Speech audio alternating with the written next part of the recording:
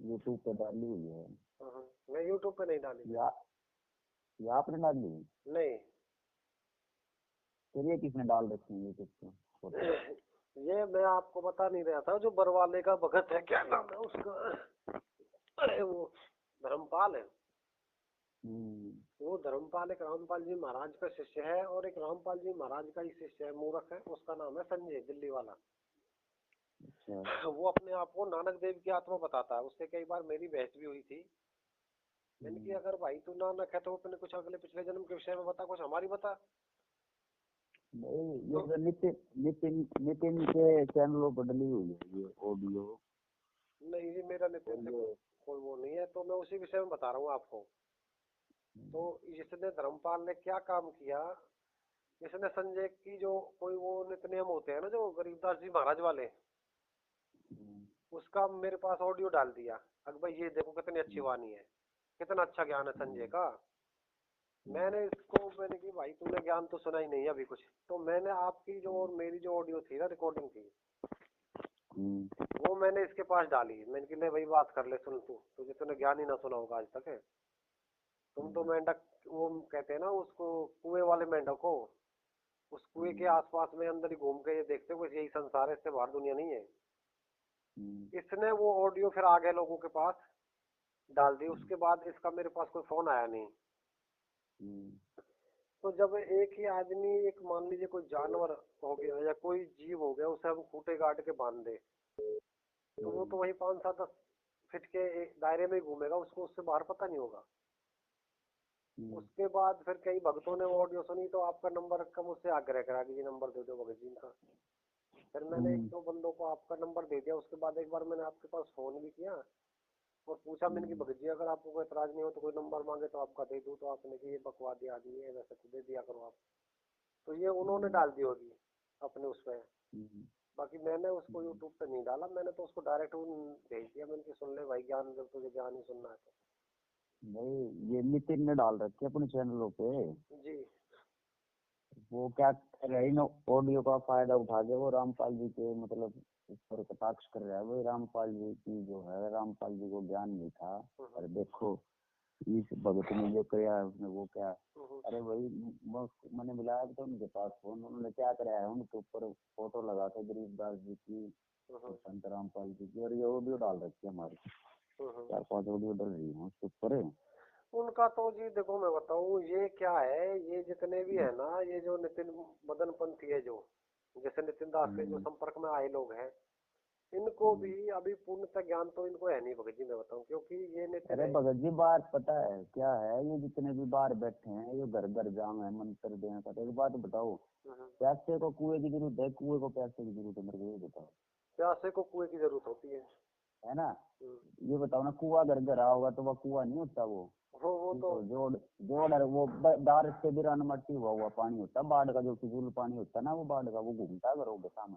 हाँ, वो बारिश में ठीक है। बेमौसमी हाँ, बरसात और का कुआं पानी। कभी भी चल के नहीं आता। पता है, ये जो घर घर जाते हैं ना टेंट गाड़ के, ये नई नई दुकानें चलेंगी तब तो ये घर घर जाएंगे। जब इनकी मार्केट ज्यादा बन जाएगी ना, ज्यादा फेस हो जाएंगे, तो ये ट्रस्ट बना लेके बैठ जाएंगे वहाँ। कि नई नई दुकानदारी के लिए पहले धक्के खाने पड़ते हैं ना भाई। हाँ, वो तो अपना वही है ना, अपना एडवर्टाइजमेंट करना पड़ता है, प्रचार करना हाँ पड़ता है। पहले। हाँ हाँ।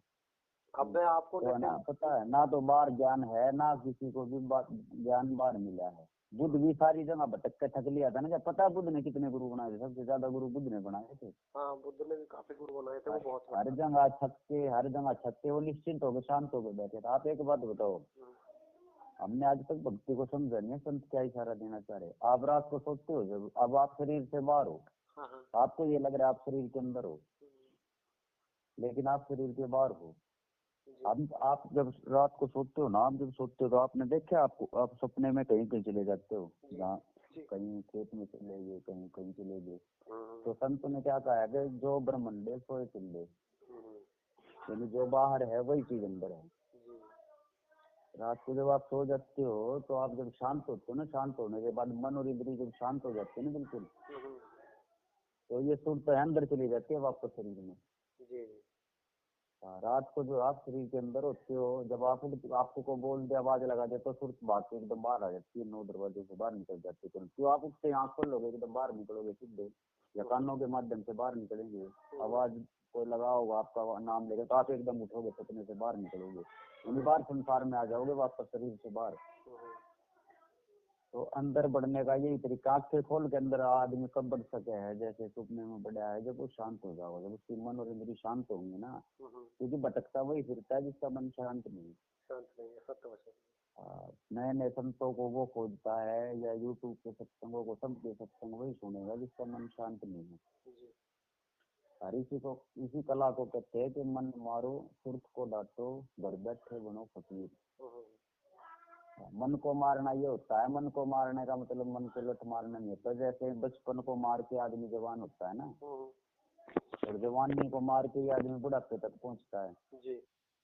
और बुढ़ापे को मार के ही आदमी मृत्यु तक जा सकता है, मृत्यु को मार के ही गर्भ में होगा दोबारा जी। तो ऐसे कह रहे हैं कि मन को मार गगन चढ़ जाई, यानी आप मन अवस्था को मार दो। अरे भगत जी कहाँ मन अवस्था मर रही है लोगों पे। मन पता है, मन ही है ये सारा खेल, जो मन ही खेल रहा है, मन ही जीव ही मन रूप में हो रहा है। इसकी अवस्था बदल के इसको शिव रूप में लिया जाओगा, पता है। इसीलिए होता है ये जो है ना, बाहर यूट्यूब पे एक दूसरे की ऑडियो डाल रहे, दिन रात बैठ कर रहे हैं, देखो जी, दूसरे पंचांग सीख रहे हैं, किसी की ऑडियो लगा लगा के समय पास कर रहे हैं। ये कुछ नहीं है, ये खाली चेले बनाने हैं इन्होंने, झुंड इकट्ठे करने हैं। देखो भगत जी हमने तो इनसे एक बार चर्चा करी थी, और मैं ऑडियो डालूंगा, इनका ज्ञान आप सुनोगे तो हंसोगे, और बच्चों से भी नीचे सत्र का ज्ञान है इनका। अरे मेरे कल नितिन के साथ झगड़ा हुआ है मेरा, बहुत उसको बहुत धमकाया मैंने, कल झगड़ा हुआ उसके साथ मेरा बहुत ज्यादा जी जी।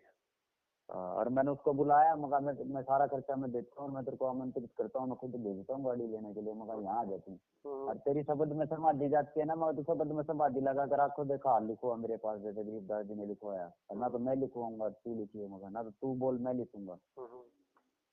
वो भाग गया मैदान छोड़ के, बोले ऐसी बातों के लिए मेरे पास समय नहीं है। अरे मगर तू अनुभव कर बात आते तो भागता क्यों मैदान छोड़ के? तू लोगों को कहता मैं शब्द तक पहुंच गया, और मेरे को कभी शब्द गुरु ने आदेश कराया है नाम देने का, तू कबीर है तू है, तो मगर लगा समाधि शब्द में रहा मेरे साथ लिखवा गया ग्रंथ, तू अपना ज्ञान लिखा अनुभव का।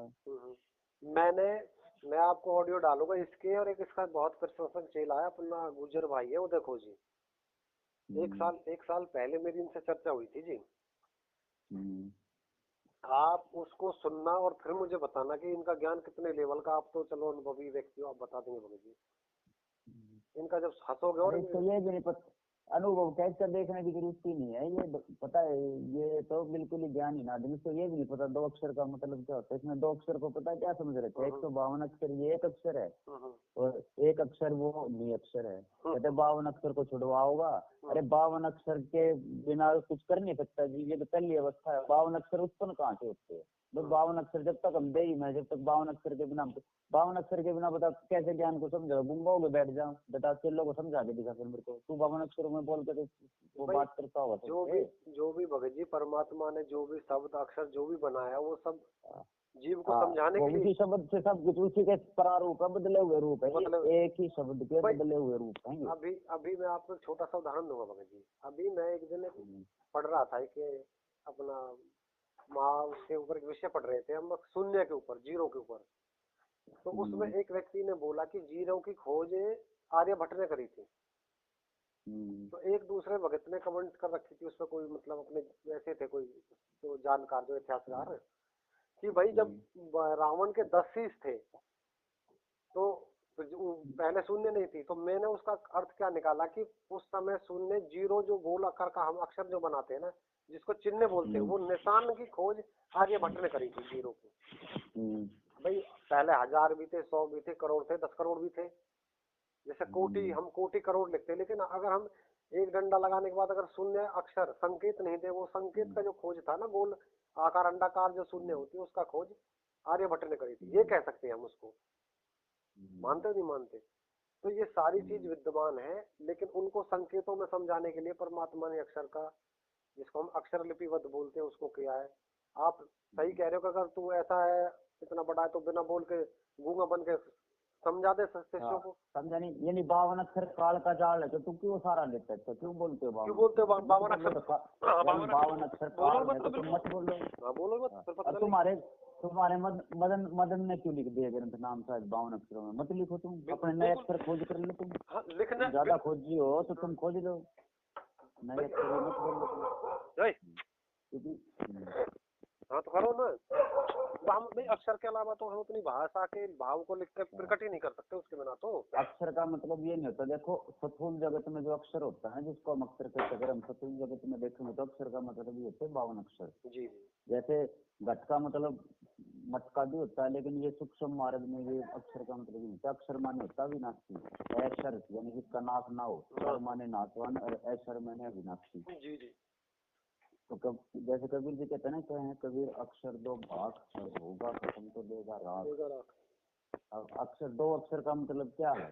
यानी दो अविनाशी ताकतें हैं, कौन सी? एक जीव अविनाशी है और एक शब्द अविनाशी है। ठीक है, आत्मा और परमात्मा भी कह सकते हैं इसको, आत्मा और परमात्मा ये दो ही तत्व अविनाशी है, बाकी सब कुछ नाशवान है। हर चीज का नष्ट होगा, हर आकार नष्ट होगा, लेकिन जीव कभी नष्ट नहीं होता और ना ही शब्द खंड होगा, क्योंकि जीव और शब्द से ही जीव उत्पन्न होते हैं। जी जी। हाँ तो तो कहते हैं जो उसके विषय में तो, जो शब्द के विषय में तो तुलसीदास जी ने भी देखो अपनी जो हजारों सालों पहले घटित रामायण आंखों देखी लिख दी, क्योंकि इस ब्रह्मांड के अंदर सारी चीज इस मंडल के अंदर विद्यमान रहती है, वो कभी अखंड उसको समाप्त नहीं होती, वो समाप्ति नहीं होती ना। ये देख लो सब जिस रामायण के शब्द भी रखे ना, जो तो बांध दिए, तो क्या होता? अक्षर का मतलब होता विनाशी। जो कहते हैं कि जो सोच समझ कर चर्चा की जाए, वाचा वचन फिरंदा, गरीबदास जी कहते हैं भाई सोच समझ के चर्चा की जाए, यानी सोच समझ के बोलना। जो भी तुम बोलोगे वो तुम्हारा बोल लौड़ा वचन वो ब्रह्मांडों में गूंजता रहेगा, वो कभी नष्ट नहीं होगा। कभी नष्ट नहीं होगा, वो ऐसे ही शब्द ऐसे ही घूमता रहता है। अब देखो गीता जी बोले कृष्ण है, उसके लाखों साल बाद फिर वेद व्यास जी ने लिपि बदल की, तो कहाँ से करी? वो अंदर ब्रह्मांड में पड़ी थी, वो आवाज उनकी बोली और दोनों की लिपि बदल कर दिया उसको। तो कहते हैं, कह रहे ना 52 अक्षर खंड है, ये है वो। ये खंड नहीं होते, खंड कोई चीज नहीं होती, प्रारूप बदलता रहता है वो जो भी। तो अगर कोई चीज नष्ट होती तो वो युगो युगो का डाटा, बायोडाटा कैसे निकलता बताओ? कैसे निकलता? वो तो उसी समय समाप्त हो जाना था। अच्छा, कबीर जी ने सिकंदर लोधी से क्या कहा? गरीबदास जी ने 300 साल बाद वो नूक नहीं लिख दी ज्ञान योग से। देख के कहाँ से खोजी? वो ब्रह्मांड से तो खोज के लाए उस आवाज को। आंखों देखा वो वर्ण। अब देखो अक्षर मैंने होता विनाशी। अब देखो ये परमात्मा ने इंस्ट्रूमेंट बना दिए। अब मैं यहाँ बैठा हूँ, आप मुझसे हजारों किलोमीटर दूर है, ये हवा में ही तो आ रही है जो वार्तालाप आ रही है वो बात। हाँ, ये सोच के देखो कहाँ से आ रहे हैं शब्द अपने, बताओ? ये हवा से चल रहे शब्द, चल रहे हैं ना। ये इस यंत्र ने पकड़ के हमें जैसे मैंने बोला आपने सुन लिया, ऐसे ज्ञान योग किसको कहते हैं? ज्ञान योग के द्वारा सुर्ती जो है ब्रह्मंडों से ज्यादा जुड़ जाती है। आप जिसका भी बायोडाटा चाहोगे 1 सेकंड में सुनकर उसको लिख सकते हो, लिख कर सकते हो। इसी को ज्ञान योग कहते हैं, क्योंकि सिद्धियों को ही कलयुग में परमात्मा ने टेक्नोलॉजी में ट्रांसफर कर दिया ताकि जीव भ्रमित ना हो। जी जी, सिंपल बात ये है बस। हाँ, सिंपल ये है। इसी को पुराने युगों में सिद्धियां कहते थे, इसको हम आज टेक्नोलॉजी कहते हैं। जो विमान कर ले उड़ा करते उसको हम चमत्कार मान्या करते हैं, लेकिन आज विमान हजार आदमियों को लेकर उड़ नहीं रहा है, ये टेक्नोलॉजी में। ताकि जीव जो है, कबीर जी ने कहा था ये गुरु तुम्हें भ्रमित कर देंगे, इसलिए परमात्मा ने इनके चमत्कारों का इलाज बांधने के लिए ये टेक्नोलॉजी का आविष्कार करा दिया, ताकि जीव भ्रमित नहीं हो। उनको टेक्नोलॉजी है, कोई भ्रमित नहीं होता किसी से भी। लेकिन फिर भी हम पाखंडवाद के कारण गुरु से चिपक के बैठ जाते हैं। अरे वो गुरु को अपना ही नहीं पता बायोडाटा, पागल तेरे को 84 का भय दिखा रहा है, उसको पता वो कौन सी 84 की क्या है। अभी एक छोटा सा बताओ, एक गुरु ने बता दो, कोई इतने गुरु बैठे देश में, किसी ने बताया हो मैं कहाँ रखे खा के आया हूँ? एक विषय छोटा सा, पता है एक छोटा सा विषय आपसे अनुरोध है भगत जी, आपके पास शायद के विहंगम योग से भी फोन आए होंगे आपके पास। उन्होंने मुझसे आपका नंबर लिया था, मैंने नंबर दे दिया उनको, शायद बताया होगा आपको, उन्होंने नहीं बताया आपने? हाँ, शमशेर जी का भी फोन आया था। तो ये शमशेर का जो विहंगम योग है, आपके अकॉर्डिंग इनसे आपकी ज्ञान चर्चा भी होगी, इनका कहाँ तक का लेवल है ज्ञान? ये पता है ये क्या है? ये श्री कृष्ण जी को पकड़ के बैठे हैं योगियों का मार्ग है इनका। ये बस यही बात। अब आगे बस और ये इसमें आगे आप बताने की बताओ, सुनो अब आगे बताने की आवश्यकता नहीं, मैं समझ गया उसकी एक और बात को, एक चीज और बताता हूँ। ये क्या कहते हैं कि गीता जी का जो ज्ञान है ना वो गलत है, इसमें कुछ ही श्लोक ठीक है। और इसके लिए क्या बताते हैं? कहते हैं कृष्ण जी जो है 48 घंटे की चर्चा हुई थी अर्जुन के साथ। 48 घंटे में इतने 700 कुछ लोग नहीं बोले जा सकते। अब इनका विवेक इतना भी काम नहीं करता है, क्योंकि युद्ध के मैदान में कृष्ण जी से जो चर्चा हुई है ना अर्जुन की, उस समय ना कोई वहां पर कापी पेन लेके बैठा हुआ था युद्ध के मैदान में, ना उस समय किसी ने कुछ वहाँ तो लिखा। हथियार लेके बैठे, ठीक कापी है। पेन का तो कोई हाँ, मतलब ही नहीं था अच्छा वहाँ। गीता जी क्या है, गीता जी क्या है, देखो गीता जी जो है कृष्ण और अर्जुन का संवाद है, यानी पूरे जीवन में कृष्ण जी की अर्जुन की जो धार्मिक चर्चा हुई है ना, हाँ, वो गुरु भी था, उनका वो आध्यात्मिक गुरु था वो जी। वेद व्यास जी ने उनकी आप दोनों की जो आपसी बातचीत हुई है, वेद व्यास जी ने उसको लिपिबद्ध कर दिया, जैसे गरीबदास जी ने कबीर जी की बातों को लिपिबद्ध किया, लिपिबद्ध कर दिया, रामायण बस लिख बस दी। ये हाँ, सिंपल सिंपल और वेस ही है जी। उनको इतना भी विवेक नहीं है उनके गुरुओं के अंदर के भाई युद्ध के मैदान में 48 मिनट कोई कापी पेन लेके नहीं बैठा था, कृष्ण वहाँ तो केवल हथियारों को लेकर, हथियार लेके बैठे थे तो वो कापी में गीता जी की घटना घटने के बाद हजारों 10,000 वर्ष के बाद वेद व्यास ने उसको लिपिबद्ध कराया है, कैसे अपने ज्ञान युद्ध से, यानी कृष्ण का और अर्जुन का जो भी धार्मिक बात हुई है उनकी पूरे जीवन में वो लिपिबद्ध वो करी है। ज्ञान इसके अंदर चर्चा उन्होंने लिपिबद्ध करी थी, सिंपल भाषा में ये है हाँ जी। जी हाँ जी जी। हाँ, तो इसके अंदर कोई भी श्लोक गलत नहीं है, अनुवाद किसी ने कर रखा है गलत तो वो उनकी अपनी सोच है, लेकिन जो मूल मंत्र है ना श्लोक वो गलत नहीं है, वो बिल्कुल सत्य है जो कहते हैं। और वेद व्यास जी का तो नाम ही कृष्ण द्वैपायन था ना, इसमें अपने जो ये कलयुग जो ये द्वापर युग था ना जी, हम्म, कृष्ण द्वैपायन का मतलब होता है वो कृष्ण का ही दूसरा रूप था। एक अगर किसी हम शब्द का संधि विच्छेद करें, हमें किसी शब्द का अर्थ निकालना और वो शब्द लंबा है, हम उसको नहीं समझ पाते तो उसके लिए क्या करते, हम करते शब्द के दो अर्थ अलग अलग हिस्सा, जैसे संधि विच्छेद बोलते हैं उसको अपनी व्याकरण में। तो कृष्ण द्वैपायन, कृष्ण माने कृष्ण और द्वैपायन माने द्वापर युग का दूसरा कृष्ण, तो उनको भी कृष्ण का ही रूप माना जाता था वेद व्यास जी को, उनको उतनी ही जैसा गरीबदास जी महाराज को भी तो कबीर साहिब का ही रूप मानते हैं हम लोग, नहीं मानते? ये ज्ञान पता, ज्ञान योग सबके अंदर होता है, सबकी बुद्धि में है, जिसका वो ज्ञान योग खुल जाएगा वो अपने आप युगों युगों की बातें 1 मिनट में सारा बखान कर देगा, सुर्खी जहाँ पर भी हो। जैसे टीवी के अंदर चैनल लगे हो ना, जो सा चैनल पलटोगे वही जानकारी आनी शुरू हो जाएगी, न्यूज चैनल लगाओगे तो न्यूज आनी शुरू हो जाएगी, नाटक लगाओगे ना, तो शरीर भी टीवी की तरह ही है, जिनके चैनल पर लगाओगे वही चल पड़ेगा। लेकिन हम जो है शरीर से बाहर भटक रहे हैं, हम जो हैं काम क्रोध मोह लोभ अहंकार जो है हमने शरीर से बाहर लेके गए हुए हैं। हम केवल रात को जब हम शांत होकर पढ़ते हैं, जब तक हमारा आज बार एक बात आपके मन में बेचैनी, आपको नींद आएगी बताओ? जब हम शांत होके मन और इंद्री शांत होती है ना, जब तो सुरती सारी भीतर अंदर चली जाती है, शरीर से बाहर भटकना बंद कर देती है। और जो चीज बाहर थी वही चीज अंदर देख के आती है, अपना खेत भी अंदर देख लेती है, ये जिसको तूने बाहर देखा है, टीचर को, आदमी को, मित्र को, दोस्त को, सबको अंदर भी देख के आती है ये। आप कहते हैं ना सपने में मैं तो मामा के घर गया, लेकिन वो मामा के घर कहाँ था, वो अंदर ही था आपका, क्योंकि जो ब्रह्मंडे सोए पिंडे।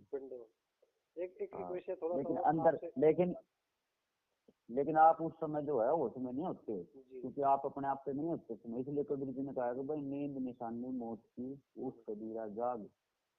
कहते ये जो रियल सोचने नींद में करिए अंदर जाने की, ये उठ जाग, और इसको खुली आंखा कर, इसको मन और इंद्रियों को शांत कर, खुली आंखा, खुली आंखा अंदर जाओ उसमें। क्योंकि जब आप अंदर तक जाने की कोशिश करते हो ना, अंदर जाते हो सपने में, आप कहीं जाने लगते हो, तो आपने कई बार आपके साथ भी घटना घटी होगी, जब आप सपने में चलते रहते हो, सुर्खी आगे की तरफ चलती है तो कुछ ना कुछ ऐसा नजारा आता है, एकदम आप भी धक्के पड़ते हो, एकदम पड़ते हो ना भी धक्के। इसी को गरीबदास जी ने कहा है कि आप डाकन छाकरी भोग किलकारे, यानी ऐसे डराओगे आपने वापस शरीर से बाहर धकेल देंगे, लेकिन जब हम खुली आंखा जाओगे, जब सतगुरु की ओट में जाओगे, फिर ये डरा नहीं सकेंगे अपने को, फिर ये जीव उल्टा नहीं हटेगा चढ़ने से ऊपर। अब मैं आपको छोटा सा जैसे पूछना चाहूंगा अपने विषय में, कि जैसा आप बता रहे थे ना डराने वाला विषय, तो कई बार सपने में मुझे ऐसे दिखते, लेकिन मैं उनसे डरता नहीं था, मुझे पता रहे तो सपने में ये तो वैसे ही है, तो मैं डरता नहीं था उन चीजों से। लेकिन आगे चल के अब क्या हुआ, कुछ दिनों से मैं बिल्कुल शून्य जैसा हो गया हूँ, ना मुझे कुछ सपना दिखाई देता, मतलब कुछ भी नहीं, कोई चीज दिखाई नहीं देती, बिल्कुल शांत स्लिप, खड़ा स्लिप सोया, मतलब ये सोया तो उठ गया, बस बात खत्म। इसमें भी क्या कोई वैसा, या बिल्कुल कोई दिक्कत नहीं है, इसमें कोई दिक्कत है? हेलो, हाँ जी बोलो। मैं आपको ये पूछ रहा था कि मतलब पहले तो जैसा सपने दिखते थे कुछ भी आते, मतलब लेकिन अब कुछ आना, सब कुछ आना बंद हो गया कुछ समय के बाद। पता है ये क्या है, अंदर जो है इतना ज्यादा लंबा चौड़ा विस्तार है, जब तक सतगुरु कौन है, सतगुरु एक अंदर, सतगुरु एक ताकत है अंदर, ठीक है, जब तक वो उसकी शरण नहीं होगी ना, वही आपकी सुरती को आगे ले जा सकता है। इसलिए कहते हैं कि नाम बिना सूरत अंधियारी, कहो कहाँ को जाए। और द्वार ना पावे शब्द का फिर भटका खाए, वह फिर वापस भटक कर बाहर निकल आओगी, क्योंकि उसको शब्द का द्वार सुनते नहीं ढूंढ सकती है भरनी, तो इसको सतगुरु ही शब्द के द्वार तक लेके जा सके हैं। वो सतगुरु कौन है? वो अंदर प्रकट होगा, वो आपके विरह से ही प्रकट होगा, और कोई दूसरा प्रकट नहीं कर सकता। जब आपका मन और इंद्रिय शांत होंगी ना, जिस दिन, उसी दिन वो प्रकट होगा। मन इंद्री तो लगभग शांत है भगत जी, इतना कोई ऐसी खास हाँ, वो ना तो कोई इच्छा है। इंद्रिया खाली पता, इंद्रिय ये भी इंद्रिय है, मन के अंदर कल्पनाएं चल रही है, ये इंद्रिय है। ये भी कुछ भी हम सोचते हैं, तो कुछ भी सोचे, ये इंद्रिय। अपनी श्वासों के ऊपर ध्यान रखा करो। सांस अंदर बाहर करते समय आपकी सुर्ख सांसों पर टिकी होनी चाहिए। इसी को कहते हैं कि श्वास का पारस भेद हमारा जो खोज ये अभ्यास तो है भगत जी दास की कृपा है। हाँ, ये अभ्यास तो है। तो हरदम अपने श्वास के ऊपर ध्यान रखना होता है। इसी को मन एकाग्र करना कहते हैं। अपनी सारी चेतना को सांसों पे लगा देना। ये तो है, इतनी वजह तो है। इसीलिए कहते हैं कि सांसों की कर सुमरनी। हाँ, तो सांसों को सुमरना होता है। श्वास का पारस भेद हमारा जो खोजे सो उतरे पारा। ये तो श्वास है का पारस आदि निशानी, और जो खोजे वो होगा दरबानी। ये तो सांसों पे ध्यान तो है दास का, इतनी ये तो कृपा है। श्वासों पे मंत्र आपने नहीं बोलना, आप अपने श्वास पे ध्यान लगा के ये सोचो कि श्वास जो है, दोनों श्वास लेने मत देने में 2 मंत्र निकल हो रहे हैं अंदर बाहर, उसको सुनो ध्यान से, क्या है वो श्वास के अंदर मंत्र। आप खुद देखा करो, अपनी श्वास ले और छोड़ो ना, जब आपने कुछ मंत्र निभार के पकड़ने हैं, उसमें धुन आती है, एक अंदर खींचेंगे तो दूसरी आवाज आएगी, बाहर छोड़ेंगे अंदर और बाहर खींचने पे श्वासों के अंदर 2 धुनें आती हैं। आती है, बिल्कुल आती है। उनको पर ध्यान रखना। धीरे धीरे जिस दिन आपका अभ्यास बनेगा, एकाग्र होगा, फिर आपकी सुरत अंदर जाओगी श्वासों के साथ। उसमें 2 शब्द आते हैं। इसी को कहते हैं श्वास का पारस भेद हमारा जो खोजे सो उतरे पारा। कहते गरीबदास जी कह रहे हैं, श्वास रूपी पारस में हमारा भेद छुप रहा है, ये इसलिए तो यहाँ जो इनको खोज जाएगा सो उतरे पारा। यहाँ तक तो रजा है सतगुरु की कृपा से, ये तो है। हाँ, ये तो है। तो कहने का मतलब यूँ है कि ये ज्यादा नितिन है, विहंगम पंथ है, ये है वो। अरे विहंगम पंथ वालों को आप खुद विचार करके देखो, इनके आस्था मंदिर बनाने में टिकी हुई है। कर लिया भगत जी, मैंने उनसे विचार कर लिया कई बार। अब तो ठीक है भैया, सही है। आप देखो अपना कोई भी प्रचार कर रहा है, देखो दास तो उनसे मतलब रखता नहीं है, तो अपना बस राम भजना और काम करना तक सीमित है अपने को। कोई भगत जो जगत को देखेगा वो जगत में भवेगा।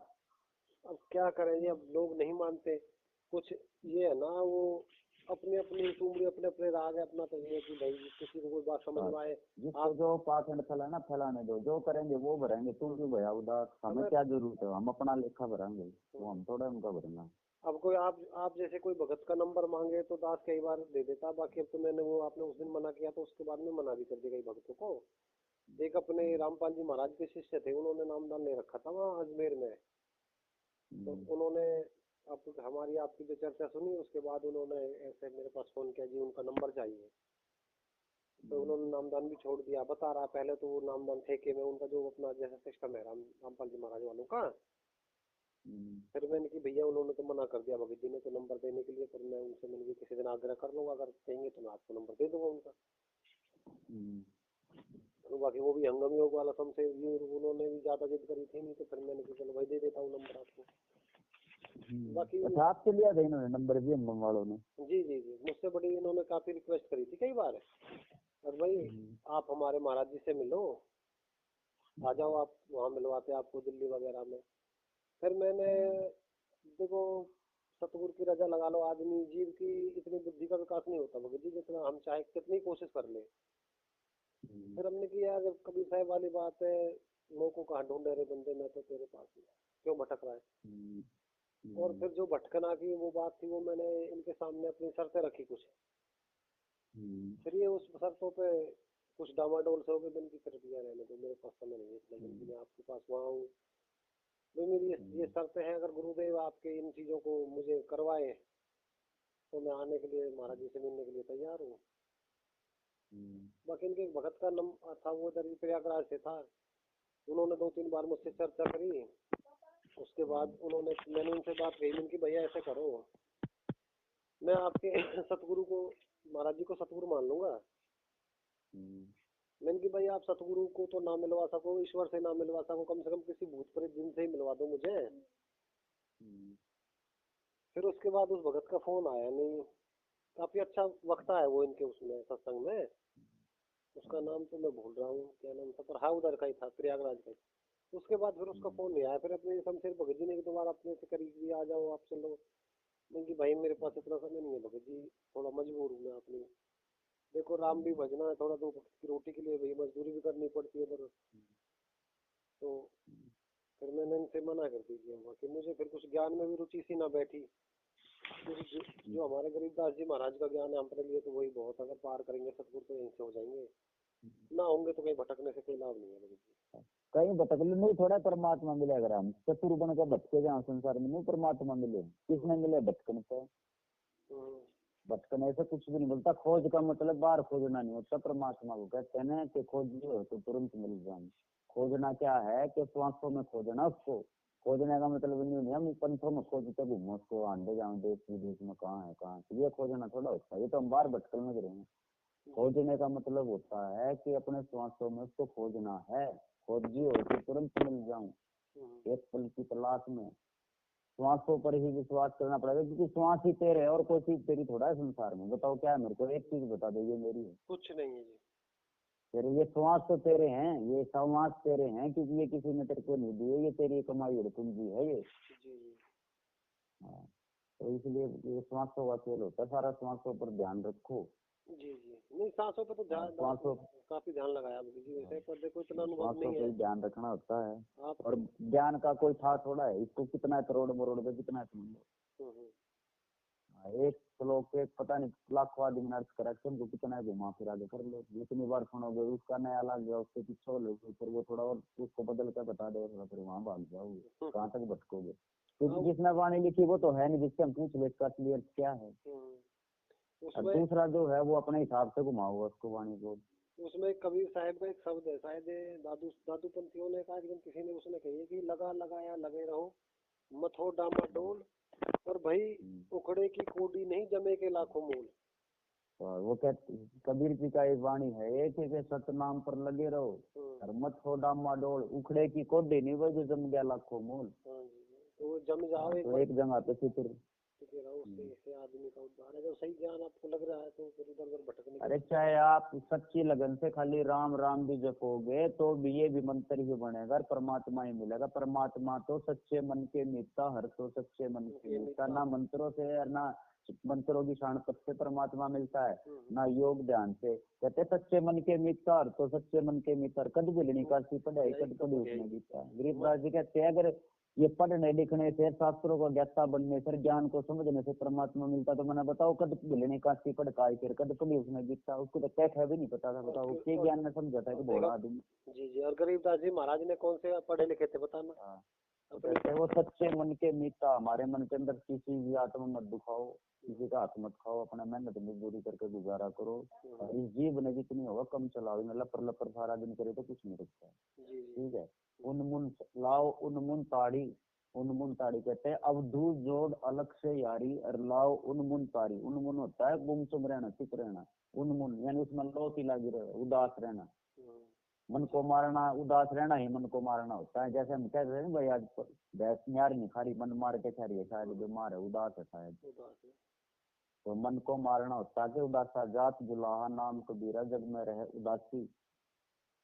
जी हाँ, तो कहते हैं ये जो है जीव का जितना प्रयोग है ना कम करो, इसको कम लाओ।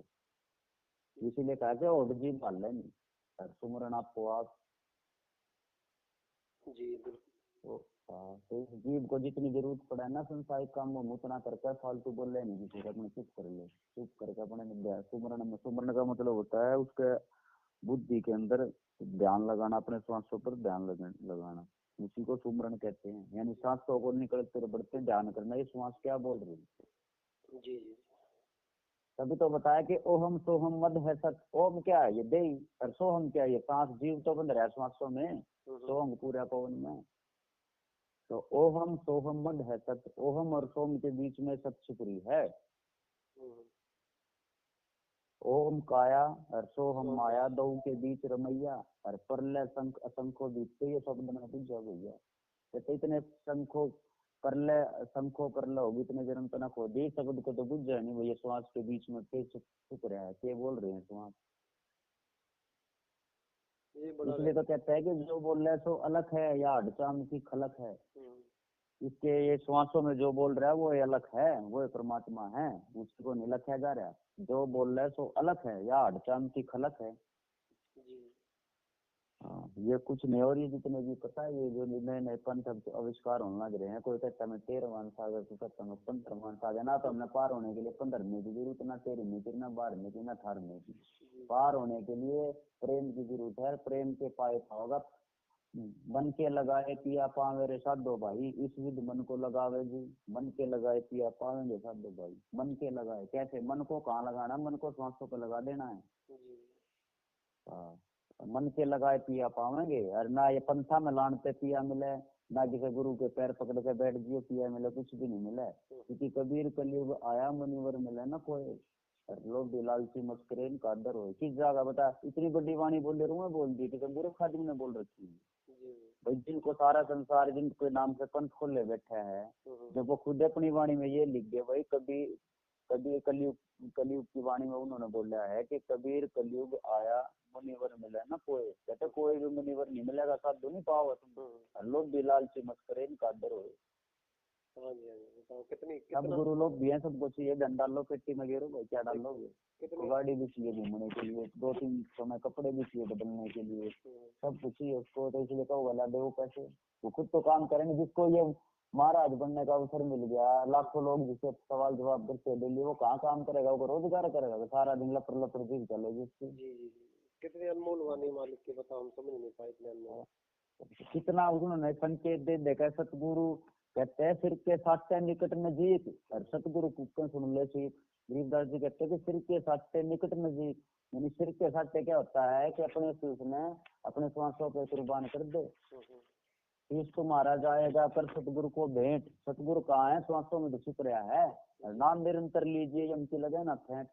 बताओ हमने सोचा इसी इसने काट के तो इससे हड्डी मांस वाले पे धर दिया, हड्डी मांस पे मांस काट कर मांस पे रख दिया, इसमें काटना क्या हुआ? फिर वो भी मांस तारी है, भी मांस है, बताओ। तो फिर किसको वेट करना है? श्वासों पर तो चढ़ाना है ये।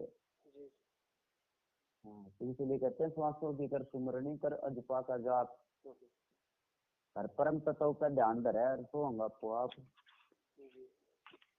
हाँ, जो परम तत्व ये श्वासों का ही खेल है सारा। इसलिए तो क्या है कि श्वास उश्वास में नाम जपो। सांस और उश्वास में नाम चल रहा है, उसको पकड़ तू क्या चल रहा है वो। सांस उश्वास में नाम जपो, व्यर्था सांस मत खो। व्यर्थ सांस खोने का मतलब ये है कि तुमने श्वास का ध्यान नहीं दिया, क्या आ रहा था, किया जा रहा था, इसी को श्वास व्यर्थ खोना कहते हैं। सांस उश्वास में नाम जपो, व्यर्था सांस मत खो, और ना बेरा सांस का यावण को ना हो। हम समझ तो पाए नहीं वाणी को, काम हमने जो है वाणी की गहराइयों को नहीं समझा। जब वो खुद कह रहे कबीर कलयुग आया मुनिवर मिला नहीं कोई, यार हम जो है फिर संतों ने खोज के हंडल लग रहे हैं। जब उन्होंने रिजेक्ट कर दिया, चीज का काटा है मार दिया भाई, मुनिवर नहीं मिला कोई भी। वो कह रहे हैं कि कबीर जी क्या कह रहे हैं, मेरे जाने के बाद कोई मुनिवर नहीं आओगे, कभी तुम ढूंढते आंडो मेरे जाने के बाद। ढूंढा ही संत पाजा हमने, कोई नहीं पाओगा। वो संकेत दे रहे थे अपने शिष्यों ने, आज मैं तुम्हारे सामने बैठा हूँ, तुम मुझे समझ नहीं पा रहे, लेकिन मेरे जाने के बाद तुम खोजोगे, पाओगा नहीं तुमने। हाँ, तो इसलिए कह रहे कबीर कलयुग आया मुनिवर मिले ना कोई। और लोग क्योंकि मेरे जाने के वो पहले कह रहे हैं, जब मैं यहाँ से या लीला करके निकलूंगा यहाँ से, उसी समय कलयुग आओगा यहाँ। मेरे जाते कलयुग आओगा, जब तक मैं बैठा हूँ जब तक कलयुग नहीं आ सकता।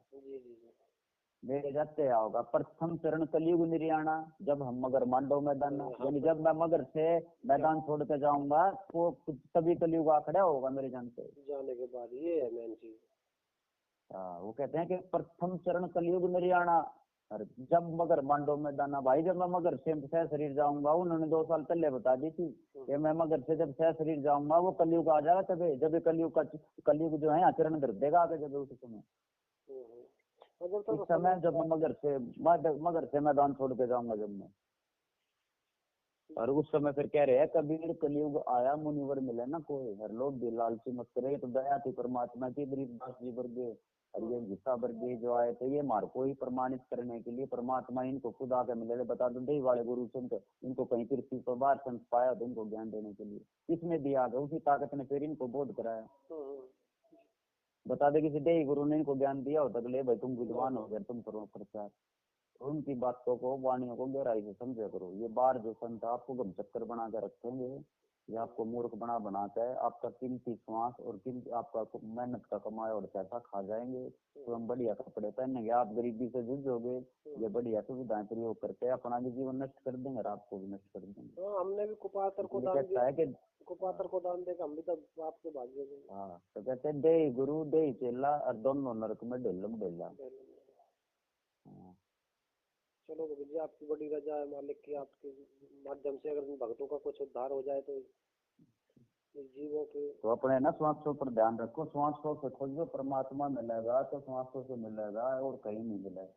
इसलिए कहते हैं कि कोट उनंचा का है नंचा की स्तन ढूंढे में ढूंढम अब डुपाया किया रूडम। कहते हैं कहाँ पर आरूढ़ हो रहा है तू, संतों को भक्तों को कह रहे तुम कहाँ आरूढ़ हो बैठे हो, को कहीं बंद गया, को कहीं पंथ तो बंद गया, को कहीं बंद गया। और कोट उनंचा का है नंचा, कहते हैं या पृथ्वी को ना खाली 49 करोड़ पृथ्वी आती भी धक्के खा ले तो भी कुछ नहीं मिला है। और स्तन ढूंढे में ढूंढम, परमात्मा मिलेगा तो इस शरीर रूप की ढूंढ में मिलेगा और कहीं नहीं मिलेगा। बताओ, आज आपने आज स्वयं फोन कर लिया, कितना अनमोल ज्ञान समझाने के लिए। ये भी तो मैंने परमात्मा तो इसलिए पूछा था, ये बार बार फोन आने लग रहे नितिन के जो है ये जो यूट्यूब चैनल बना ले रहे हैं इनके समर्थक, इन्होंने क्या किया उस पर अपनी फोटो लगा लगा के गरीबदास जी की, कबीर जी की और मेरी, मैंने सुना मगर ये ऑडियो मेरी कहाँ से आ गई, समझ में 5-6 ऑडियो डाल रखे हैं इन्होंने। जी जी। और एक दो मेरे ख्याल में उसने शमशेर में कहीं भेजी हुई नितिन के पास मेरी ऑडियो, और उसने फिर उसके ऊपर फोटो फाटो लगा के और उससे अपना प्रचार करना गया यार, अपने नंबर बनाने के लिए और ये रामपाल जी के शिष्यों को प्रभावित करने के लिए कि देखो रामपाल जी के ज्ञान की तो पोल खोल दी। और उसको मेरी आवाज इसलिए मैंने फोन करा था, मैंने सोचा कि आपने ये बना के दिएगा उसको। ना ना ना, मैं तो सिर्फ एक बात देखो, अगर ये वाणी आपकी है और ये अच्छा ज्ञान है तो मैं तो डायरेक्ट ही ऑडियो वैसे डाल देता हूँ ग्रुपों में एक आध, वो भी मैंने आपकी डाली नहीं क्योंकि फायदा नहीं ये है। ना तो मेरा ज्ञान है ना ये मेरी वाणी है, ना ज्ञान किसी का हुआ ना उसका, ठीक है, ये परमात्मा के ज्ञान होते हैं और ये जीव की चेतना होती है और कुछ भी नहीं होता, कुछ नहीं होता, बस ठीक है। ना ये ज्ञान के कहीं बना ना खत्म होता, ज्ञान का ना आदि है ना अंत है। जी जी बिल्कुल, ठीक है, ये तो एक संतों के इशारे होते हैं समझाने के लिए। बच्चे किसी बाप के 4 बेटे तो चारों को शिक्षा देता है वो, लेकिन भला किसका होता है जो शिक्षा को समझ जाता है, बस बाकी अपना सब। हाँ, तो संतों ने सबके लिए ये बात बोली है, जो समझेगा तो भला, ना समझे तो भला। इसलिए कबीर जी ने भी कहा कि कहें कबीर सुनो भाई साधो करने के फल पावेगा, ठीक है ना, दिया लिया तेरे संग चलेगा और धरा ढका रहेगा होगा। तो जो जैसा समझोगे ना इनको, संतों को गहराई से हमने समझना है। कबीर के नाम से तो सैकड़ों आदमी प्रभावित करें, लाखों करें, गरीबदास के नाम से लाखों करोड़ों करें। हमने तो जो है उनकी बातों के इशारे समझ के शांत हो जाना, शांति से ही परमात्मा मिलेगा और कोई रास्ता नहीं है। जी जी। इसलिए तो क्या है कि कस्तूरी कुंडल बस है वर्ग ढूंढे बनवा। तो कहते वो वस्तु तेरे अंदर ही है, तू हम उसको बाहर ढूंढते फिर, हमने सोचा किसी गुरु के माध्यम से पा लेंगे। तो ये जो है गुरु का मतलब क्या होता है, पहले जो है ये लेखन कार्य इतना नहीं था, भाषाओं का ज्ञान इतना नहीं था, लोग लिपिबद्ध इतनी नहीं होता था कोई। जो शास्त्र लिख रहे थे वो हम पढ़ नहीं सकते थे, तो वो उसको समझने के लिए गुरुओं के पास जाना पड़ा करता है। परमात्मा ने शिक्षा दे कर समस्या हल कर दी, अब हमें जरूरत नहीं कहीं से जाने की। वाणी हमने समझ ली, अब कोई सारा समझ के बात खत्म होगी। ये गुरु है वाणी और क्या है, वाणी गुरु, गुरु है वाणी, शब्द दिवास आकाशवाणी, ये सतगुरु का रूप है। बस ये सतगुरु का रूप हमारे सामने ना पड़ा है, वाणी रूप में लिखा, हमने जरूरत नहीं किसी हड्डी काम के बूटे सुनने की, मैं खुद पढ़ लूंगा इसको। वो मेरे को ज्यादा रिश्तेदार संगीत में बांध के सुना के प्रभावित करके मैं अपना पैसा भी उसका दे बैठूंगा और अपना मन भी उसको सौंप दूंगा, अपनी जान उसके हाथों में क्यों सौंपूंगा। हम ग्रंथ लिखा पढ़ा, परमात्मा ने वाणी लिख रखी है, हम खुद पढ़ लेंगे कि हम समझ लेंगे इसके भाव को। और गुरु बन के थोड़ा ज्यादा समझा जाएगा इसको, अपने भक्ति के भाई से समझ ले, किसी और से समझ ले, पैर दबा के थोड़ा समझ में हो गया। जी नहीं, बिल्कुल कैसे भी समझ लो उसको। और सबसे मेन बात है प्रेम हृदय से जो पुकार होगी परमात्मा की, उसी से। हाँ, और वाणी बिना पढ़ेगी आपको परमात्मा मिलेंगे नहीं है। जिसने गरीबदास को नहीं जाना उसको परमात्मा नहीं मिले, कबीर को नहीं जाना उसको परमात्मा नहीं मिले। परमात्मा का गरीब गरीब से कोई लेना देना नहीं है, परमात्मा तो प्रेम से मिलेगी। क्या है कबीर सुनो भाई साहब साहेब मिलेंगे सबूरी में, हमारे अंदर पहले तो सबर होना चाहिए, जी। हेलो हेलो बोलो जी, शायद आवाज नहीं आ रही। हेलो हेलो कैसे हो? हेलो साहिब जी, अच्छा है, और कैसे हो? ठीक है जी। मैं एक दिन फोन किया, उठाया नहीं आपने, फिर मैंने मैसेज करा आप। कब? कई दिन हो गए, 2-3 दिन हो गए। काम था क्या कुछ? काम बस यही था कि मैंने वो आपके पास एक वाणी डाली थी, उसका मैंने कि थोड़ा और पूछना था आपको। अरे वो तो बिल्कुल सिंपल सी बात है, आप इतने दिन सत्संग में जाते हो, इतना विवेक तो खुद आज पैदा हो जाना चाहिए। वो तो गरीबदास जी का शब्द है, तो घटी अंदर गारुड़ धोखे मर गई हैं। अच्छा अच्छा, शब्द है। हाँ, ये गारुड़ क्या होता है? गारुड़ किसको बोलते हैं? सांप के जहर को उतारने वाले को गारुड़ बोलते हैं। तो उस मंत्र का वो जाप करने वाला होता, सिद्ध कर लेता है। हाँ, तो घट घट मान्य होता है शरीर के अंदर है वो जड़ी थी जिससे ये पांचों विकार नष्ट होंगे, ठीक है ना? जी जी। अब वो कह रहे हैं कि हम धोखे मर गए, या हम कितने जन्म खो दिए धोखे में, बाहर घूमते रहे ढूंढने के लिए, वो कोई संत ऐसी दवाई दे दे जो इससे विकार काबू आ जाए। तो कहते वो घटी अंदर थी। एक कई भक्तों ने नंबर मांगे, आपने बात करी, परेशान तो नहीं हुए? मैंने तो मना भी कर दिया कईयों को। नहीं नहीं, पता है क्या होता है कि जैसे कबीर जी का एक शब्द आता है ना कि सतगुरु मोहे दीनी अजब जड़ी। हेलो हाँ, तो ये जो है अंदर अंदर की ही बात होती है, ये अंदर जाने से बात बनेगी। बाहर जो है वाणियों को पढ़ के भ्रमित होने की जरूरत नहीं होती बार बार, ठीक है ना? अब मान लो जैसे मैप को आप लेकर बैठ जाओ, उसको कुर्सी पे बैठ के पढ़ते रहो सारा दिन, मैप को क्या हो जाओगा? मंजिल तक पहुंच जाओगे। नहीं नहीं, वो तो चलना पड़ेगा ना उसके लिए। हाँ, तो उस युक्ति को खोजो। जो भी सतगुरु हैं तुम्हारे जो कहते हैं मैं संत हूँ, उनसे जवाब मांगो। भाई तू संत है तो अपना भेद दे, ठीक है ना? जी जी हमें अंदर पहुंचने का भेद दे, शरीर के अंदर हम कैसे बढ़े। आप शरीर के बाहर हो, जब तक आप शरीर के अंदर नहीं जाओगे तो अंदर का भेद मिलेगा कैसे? शरीर के अंदर तो बढ़ो पहले। शरीर के अंदर कहाँ से बढ़ा जाएगा? जी ठीक है, शरीर के अंदर आपको ओम सोम के द्वारा ही भीतर जा सको, आप इसके बिना नहीं जा सकते। और मन को मार के अंदर जा सकते हो। आप मन कौन है? आपने खुद को मारना है। आप ही मन हो। मन को कैसे मारा जाता है? जैसे आपने बचपन को कैसे मारा? खुराक खा खा के आपने बचपन को मार के आप जवान अवस्था में आप पहुंच गए, जी ठीक है ना? इस टाइम जब तक आप बाहर हो शरीर के, आप मन अवस्था में हो। जी हाँ, जब मन कैसे मरेगा? आप भक्ति रूपी खुराक खाओगे तो मन मर जाएगा, आप अंत अवस्था में पहुंच जाओगे। हाँ, फिर अंत अवस्था में होते ही आप अंदर पहुंच सको सुषमना द्वार के द्वारा, क्योंकि सुषमना द्वार के अंदर मन अस्थि नहीं समा सकती। तिला पिंगला मत द्वार है, सुषमन सुरत लगावे रे, और तिल परवान एक ब्रह्म रुंदर है, मन अस्थि नहीं समावे रे। यानी मन अवस्था में रह के वाणी को चढ़ा सकता। वो गेट खुले को मन के लिए, वो जो गेट है केवल हंस के लिए खुलेगा, मन के लिए नहीं खुलेगा वो द्वार। तो पहले मन अवस्था को मारना पड़ेगा। मन कैसे मरेगा? मन कैसे कहते हैं? मन मारो, कैसे मारोगे? सुरत को डांटो। कहाँ पर डांटो? नासिका पर डांटो, ठीक है ना? सुषमन इला पिंगला मत द्वार है, सुषमन सुरत लगावे रे। सुरत को कहाँ डांटना है? सुषमन द्वार पर डांटना है। तो बाहर घर बैठे बनो फकीर, मन मारो सुरत को डांटो रे, घर बैठे बनो फकीर। यानी घरे बैठे फकीर हो जाओगे कि तो धक्के खाने की जरूरत है नहीं।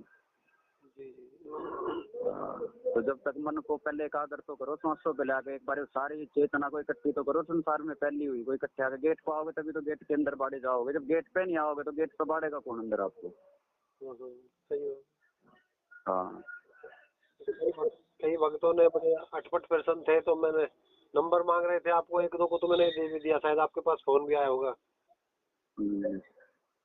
आया था फोन। हाँ, तो वाणियां तो इसलिए संत लिख के जा रहे हैं। वाणियों के पढ़ने से हमारे अंदर एक प्रेरणा पैदा होती है जानने की, भाई हम कौन है, कहाँ से आए हैं, फिर वो कौन सा स्थान है जहाँ पर जाने के बाद फिर जन्म मृत्यु नहीं होगा। लेकिन वहाँ पर जाने से ही बात बनेगी, या वाणियां पढ़ने से? ये तो खाली एक मनोरंजन है, समझ ले। अगर चले नहीं तो मैं कहता हूँ खाली वो मैप मनोरंजन हो गया हमारे लिए, अगर चले नहीं उस रास्ते तो। मैं ये कह रहा था और मन एक है, ये एक ही जगह पे रुक सकता है। ये नहीं सोचना है संसार को भी पाले, वहाँ संसार में भी जी ले, और वहाँ भी पहुंच जाए, कभी भी नहीं होगा ऐसा, ठीक है ना? दुनिया त्याग ईश्वर पाया जाओगा, दुनिया में रह के ईश्वर नहीं पाया जाता। त्यागना होता है उसको मन रूप से बाहर निकल जाना, संसार के साथ ना बहना। ठीक है, अगर हमारे मन में भी ये इच्छाएं हैं कि पुत्र भी पुत्री का भी न्यू करना, किसी के बारे में कुछ मत सोचो। पुत्र पुत्री अपना संस्कार है, ड्यूटी समझ के करो, वर्कर समझ के। अगर पुत्र समझ के पुत्र का पालन पोषण कर दिया तो फिर आओगे वापस, नहीं इच्छा तो वापस लेके आएगी ना। जी जी जी, बिल्कुल सर। जैसे हम ऑफिस में